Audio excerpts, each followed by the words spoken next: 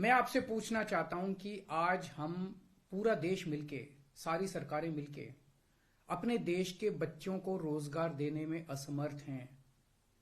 जो इतनी भारी संख्या में बाहर से आप पाकिस्तान, बांग्लादेश के लोगों को हमारे देश में लाके बसाना चाहते हो, उनको नौकरियां कहां से दोगे? उनके लिए नौकरियां कहां से आएंगी? पहले अपने बच्चों के लिए तो नौकरी का इंतजाम कर लो।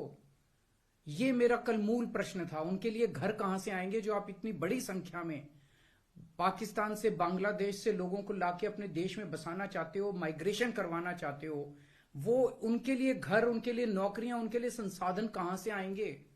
अपने देश में इतनी गरीबी है, अपने देश में ऑलरेडी लोगों के पास नौकरियां नहीं है, घर नहीं है, उनको कहां से लाके बसाओगे?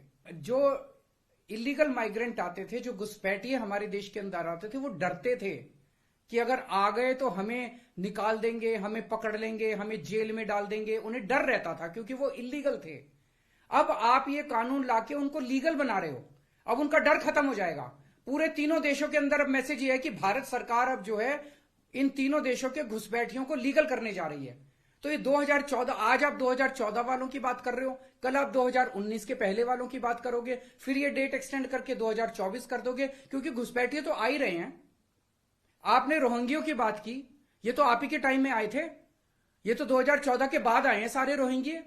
कैसे आए? ये आपकी मिली भगत से आए कि आपकी नाकामी की वजह से आए? पूरे देश में कहां कहां आपने रोहिंग्यों को बसा रखा है? तो जो इतने एक तरह से दरवाजा जो खोल रहे हो, इनको जो लीगल बना रहे हो, ये देश के लिए बहुत खतरनाक है। और इतनी भारी संख्या में इसके बाद घुसपैठिए आने वाले हैं जिसकी हम कल्पना भी नहीं कर सकते। आज जो 2014 के पहले भी आए थे, हमारे देश के अंदर उनके अधिकार नहीं है। आप उनको नागरिकता देके अब सरकारी नौकरियों दी जाएंगी उनको।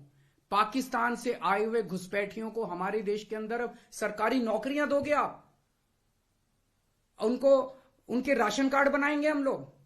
आज दिल्ली के अंदर 72 लाख लोगों के राशन कार्ड हैं, वो कम पड़ते हैं। हम बार बार केंद्र सरकार को लिखते हैं, भाई हमारे दिल्ली के अंदर गरीब ज्यादा है, राशन कार्ड बढ़ाने की इजाजत दो। उनके राशन कार्ड बढ़ाने की इजाजत नहीं देते और पाकिस्तान से लाके उनके राशन कार्ड बनाओगे आप, पाकिस्तान और बांग्लादेश के लोगों के। ये तो सही नहीं है। हमारे देश के लोगों के अधिकार मार के आप उनके लोगों को अधिकार दे रहे हो। सरकारी पैसा हमारा पैसा है। सरकारी पैसा 140 करोड़ लोगों का पैसा है, हमारे टैक्स का पैसा है। पाकिस्तानियों ने टैक्स नहीं दिया, बांग्लादेश के लोगों ने टैक्स नहीं दिया, इस देश के लोगों ने टैक्स दिया।